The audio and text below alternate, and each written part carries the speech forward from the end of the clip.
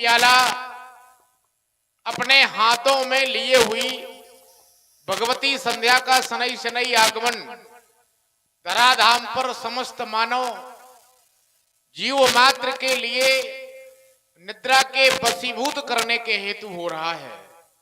आदेश मिला कुमार राम और लक्ष्मण, संध्या का सुंदर समय है, ये निकल न जाए, समय के रहते संध्योपासन कर ली जाए। क्यों? क्योंकि संसार में पूजा और अर्चना तो समस्त देवी देवताओं की जाती है, प्रत्येक जनमानस के द्वारा की जाती है। जब भी मन हो तब कर सकते हैं, लेकिन संध्योपासन एक ऐसी क्रिया है, ऐसी पूजा है, ऐसी आराधना है, यदि समय है और समय पर की जाए तो फल देने वाली है। समय आया नहीं है, हमने पूजा कर ली, संध्योपासन कर लिया, कोई लाभ मिलने वाला नहीं है। समय निकल गया तदुपरांत यदि हमने संध्योपासन किया तो कोई लाभ मिलने वाला नहीं है। समय निर्धारित कर दिया गया। किसी ने पूछा संध्या क्या है, संध्या किसे कहते हैं, संध्या किम? उत्तर मिला सम्यक प्रकारेण आत्मानं परमात्मानं ध्यायन्ते योगिनाम यस्याम स संध्या। जिसमें योगी लोग अपनी आत्मा में उस परमात्मा का ध्यान करते हो, ऐसे सुंदर समय को हम संध्या कहते हैं। कहा संध्या तीन प्रकार की, प्रातःकालीन संध्या, मध्याह्नकालीन संध्या और सायंकालीन संध्या, ये तीन काल की है।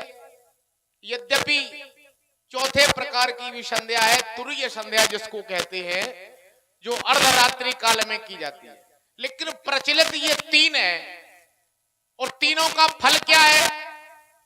फल ये है, यदि हमने रात्रिकालीन बेला में अनजाने से जो पाप हो गए हैं जीव मात्र से, वो प्रातःकालीन संध्या यदि हमारे द्वारा कर ली जाए तो रात्रिकालीन जनित जो पाप हैं वो सब समाप्त हो जाते हैं।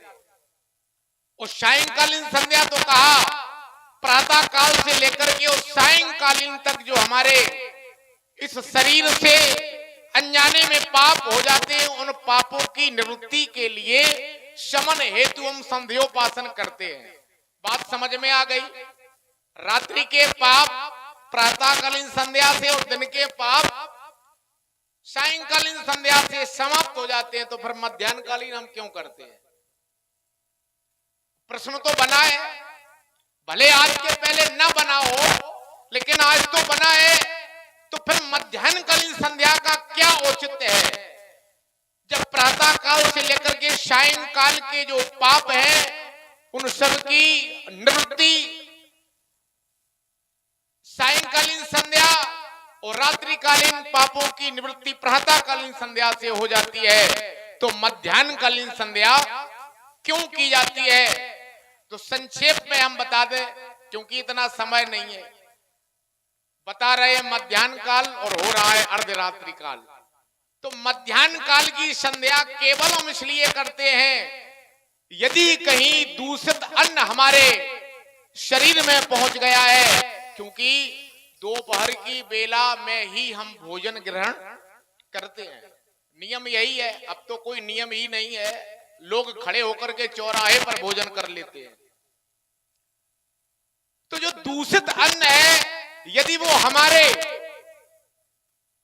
शरीर में प्रवेश कर गया, हमारे द्वारा उसको भोजन के रूप में ले लिया गया, तो कहीं ना कहीं वो दूषित अन्न हमारी बुद्धि को दूषित अवश्य करेगा, इसमें कोई दो राह नहीं है। बुद्धि क्यों बिगड़ती है? तो उत्तर दिया हमारे विद्वानों ने कि दूषित भोजन करने से बुद्धि बिगड़ती है। लोग कहते भी हैं, देहात में कहावत है, जैसा खाओगे अन्न वो वैसा बनेगा मन, जैसा पियोगे पानी वो वैसी बनेगी वाणी। तो उस भोजन के दोष को समन करने के हेतु हम मध्याह्न काल की संध्या करते हैं। जिन लोगों ने संध्योपासन की होगी तो उनको इस बात का अवश्य, क्योंकि जो उसमें आचमन किया जाता है उसमें भोजन की शुद्धि का ही मंत्र बोला जाता है। अब हम संध्याकालीन संध्या करने के लिए प्रस्तुत हुए। हम कैसे जानेंगे कि ये संध्या का समय हो गया है? तो बताया, अहो रात्र सिया संधि सूर नक्षत्र वर्जिता साधु संध्या समाख्याता मुनभी तत्व दसवी। सायंकालीन संध्या, नक्षत्र मानत तारे, तारे निकले ना हो चंद्रमा के साथ में और सूर्य अस्त भी ना हुआ हो, ऐसे सुंदर समय में हम संध्या, सायंकालीन संध्या को करने के लिए प्रस्तुत होते, वही समय है। तो प्रभु ने बताया, जाने अनजाने में जो पाप हो जाते हैं संध्योपासन से, उनसे मुक्ति मिल जाती है। संध्योपासन में और क्या होता है? तो कहा भजन होता है, अपने इष्ट का आराधन होता है, अपने इष्ट का भजन होता है। ये भी बताते चले भजन किसे कहते हैं। भजन, देखो भजन का मतलब ये नहीं है कि हम मंदिर में बैठ जाएं और माला लेकर के घुमाएं, तो केवल माला का जपना भी भजन नहीं कहा था। शब्दों पे थोड़ा ध्यान दें, नहीं लोग सुबह ये कहे, लक्ष्मण कह रहा था कि माला घुमाने का मतलब भजन नहीं है। हमारा शब्द है केवल माला घुमाना। क्या माला लेकर के बैठे तो केवल लगा हुआ है, तो इस पर थोड़ा ध्यान दें। केवल माला लेकर के भजन नहीं कहता है। मंदिर में हम जाएं, यदि हमारे इस शरीर से कोई भी सेवा यदि मंदिर में हो जाए तो वो भी भजन में जुड़ जाती है, क्योंकि भज सेवायाम धातु से निर्मित है भजन शब्द। भज एक धातु है, वो सेवायाम के अर्थ में, सेवा के अर्थ में प्रयुक्त की जाती है। तो कोई भी सेवा, हम अपने से बड़ों की सेवा कर लें, ये भी भजन है। हम माता पिता की सेवा कर लें, ये भी एक प्रकार का भजन है। हम किसी देवालय में जाकर के देवालय की सेवा कर दें, ये भी किसी प्रकार का एक भजन है। हम माला लेकर के बैठ जाएं भगवान के सामने, वो भी एक प्रकार का भजन है। ये भजन के प्रकार हैं, तो भजन करना चाहिए। अब भजन क्यों करना चाहिए? तो हमारे विद्वानों ने बताया, भजन हमारे आत्मबल को बढ़ाता है। जो भजन होता है वो आत्मबल को बढ़ाता है, और हमारे जो कुत्सित कर्म हैं उन सारे कर्मों को क्षय कर देता है और पुण्यों को बढ़ाता है। इसलिए भजन करना चाहिए। या ये मान लें, इस संसार में जो भी हम कर रहे हैं ये साथ जाने वाला नहीं है। हम कितना भी पैसा कमा लें साथ नहीं जाएगा, हम कितने भी भवन बनवा लें साथ नहीं जाएगा। साथ क्या जाएगा? तो बताया, साथ तो केवल जो भजन किया है, जो तुमने धर्म किया है, वही केवल साथ जाएगा। संसार का साथ कहां तक है? तो किसी कवि ने कहा है, क्या कहा? हेलो, हाँ, हमारे चल रहे लक्ष्मण जी के सुंदर अभिनय पर, आप लक्ष्मण की भूमिका में देख रहे हैं हमारे पंडित श्री गोविंद महाराज, पंडित श्री गोविंद महाराज जो महानगर कानपुर से पधारे हैं। बहुत अच्छे लक्ष्मण अभिनेता हैं, जिन्होंने बुंदेलखंड में आकर अपना एक स्थान बनाया है। इसी पर प्रसन्न होकर 51 रुपया देवेंद्र कुमार ग्राम प्रधान खेड़ा शिलाजीत, 51 रुपया देवेंद्र कुमार ग्राम प्रधान खेड़ा शिलाजीत, 1100 रुपया कमेटी को प्रदान किए हैं। कमेटी के हाथ मजबूत किए हैं। और ये 10 रुपया हमारे विशाल वाल्मीकि पवई, इन महान भावों के ओर से प्रदान हुए हैं। बहुत बहुत धन्यवाद, साधुवाद।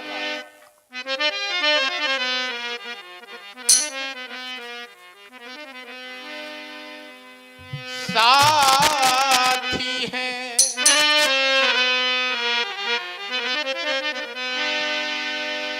साथी हैं मित्र गंग के, जल बिंदु पान तक।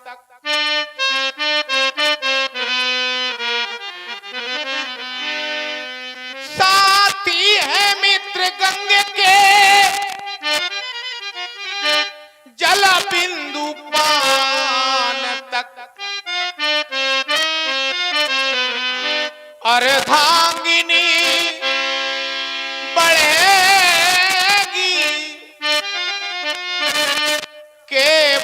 मकान तक। पत्नी कहां तक जाएगी? केवल मकान की देहली तक। परिवार के लोग जिनके लिए हमने सब कुछ किया, वो परिवार के लोग बढ़ेंगे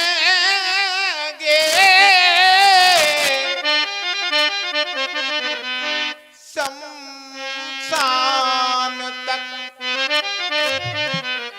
परिवार के साथी मित्र कहां तक? केवल शमशान तक। बचा कौन?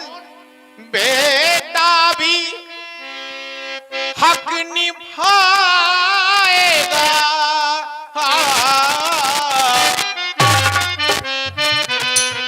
तो अग्निदान तक। बेटा कहां तक हक निभाएगा? कपाल क्रिया तक। अंत्येष्टि क्रिया हुई, खत्म। तुम्हारा जो वजूद था, तुम्हारा जो अस्तित्व था, वो समाप्त हो गया। इसके आगे तो कहा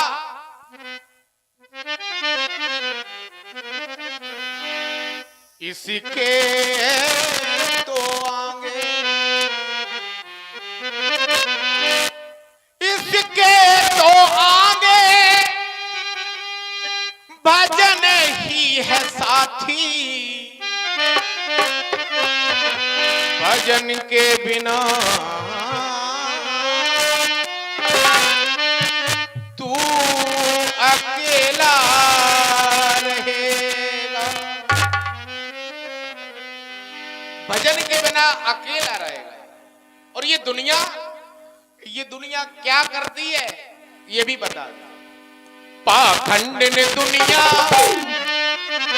पाखंड ने दुनिया भजन बिना का करी है। पाखंड ने दुनिया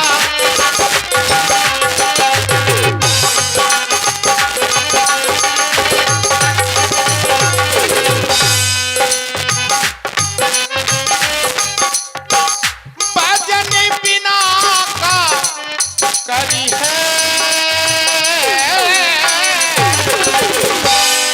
पाखंड ने दुनिया, पाखंड ने दुनिया भजन बिना करी है।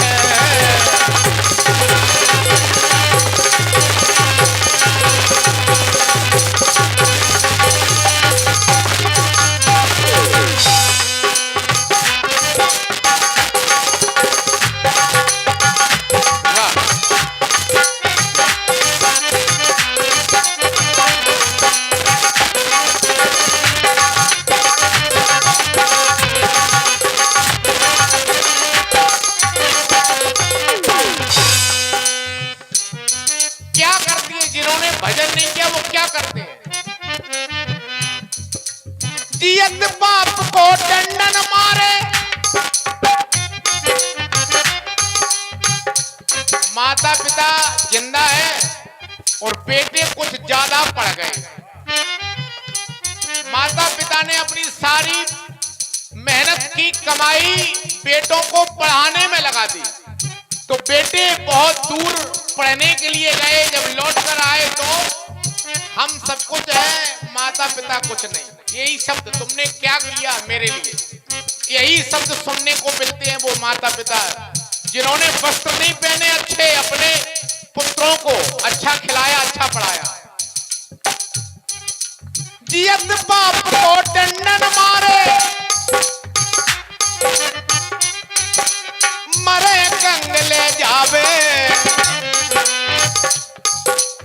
माता पिता मर गए तो समाज में, क्योंकि जिंदा रहना है, तो उस लज्जा के कारण अस्थि विसर्जन के लिए गंगा जी जा रहे हैं। कहीं बिठूर धाम, कहीं संगम। लोक लज्जा के कारण। फिर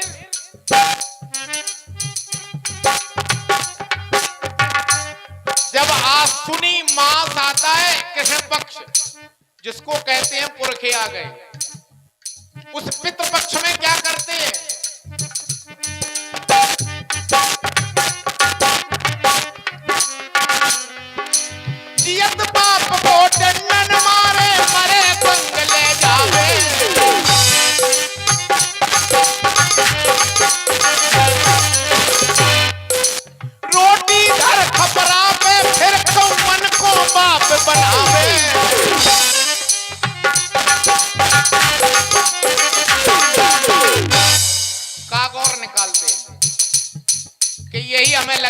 हमारे पुरखे हैं, हाँ जो कुछ खा जाएं। पाखंडिन दुनिया, पाखंडिन दुनिया भजन बिना करी है।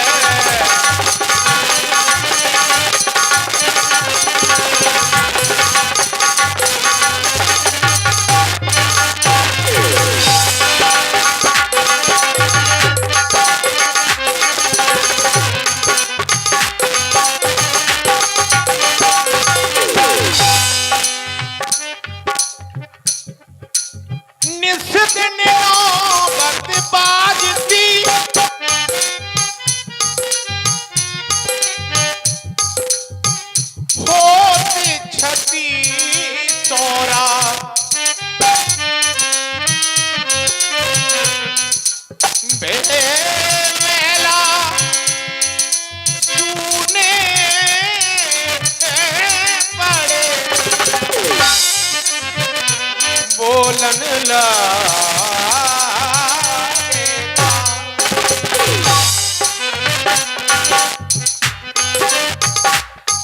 पाखंडिन दुनिया, पाखंडिन दुनिया भजन बिना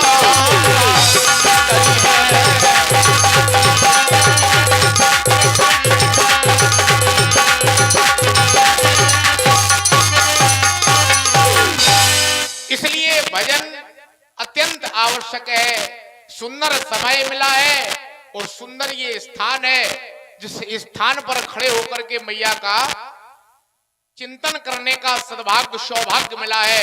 तो क्यों ना भगवती के चरणों में चंद पंक्तियों में अपने मन के सुमन अर्पण करें।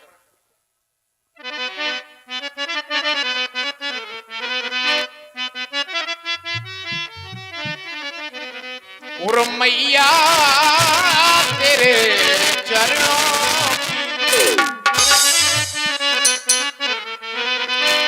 देखो सभी लोग माता रानी के भजन को गाएंगे, इसलिए हम बहुत सरल भजन सुना रहे हैं, इसीलिए कि थोड़ा हमारे साथ साथ आपको भी भजन करने का मौका मिल जाए और इसे ये भी पता चल जाए जो हमने इतनी बातें बताई हैं तो कुछ तुम्हारे अंदर गई हैं या नहीं गई हैं। हाँ ये दोनों। हेलो, हाँ हमारे 56 रुपया ऋषभ भी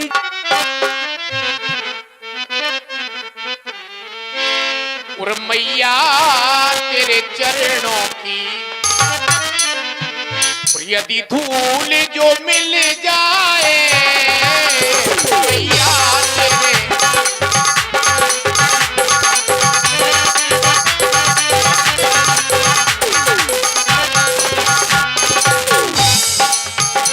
मैया तेरे चरणों की यदि धूल जो मिल जाए मैया तेरे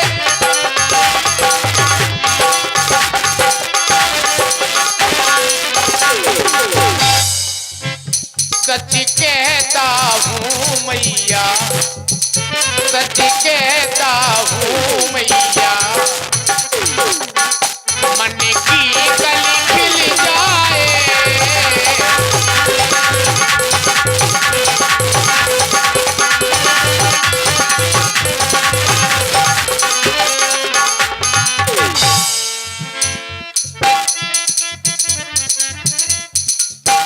ये मन बड़ा चंचल है, कैसे तेरा भजन करूं। ये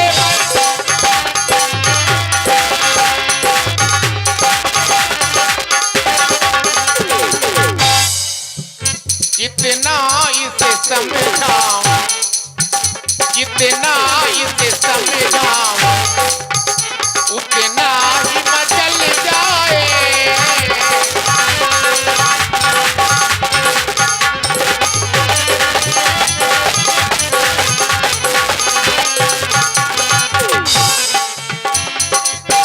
रामाधार, हमें लगता है हमारी बातें लोगों को समझ में नहीं आई, नहीं आई। ना तो ताली कोई बजा रहा, ना तो मुंह से आवाज निकाल रहा, तो हम कैसे समझे। अरे बोलना यदि नहीं आता है तो हाथ तो दिए हैं भगवती ने, ये हाथ अच्छा अच्छा भोजन करने के लिए नहीं है कि सुबह शाम केवल भोजन करो। ये माता रानी ने इसलिए भगवान ने दिए हैं, भगवान का भजन हो तो हाथ खोल करके तालियों का।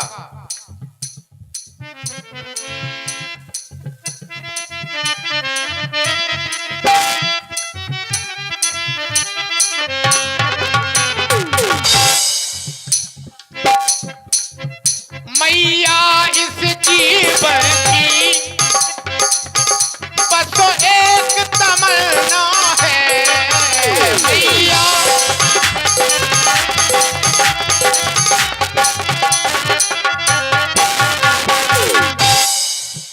तुम सामने हो मेरे, तुम सामने हो मेरे, मेरा दम भी निकल जाए।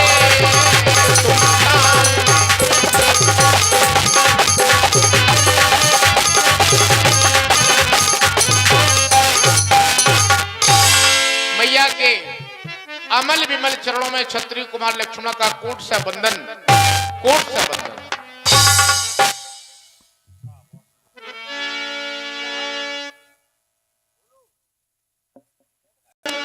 ससे उगे सुहावा सिए मोख सरस देख सुख पा।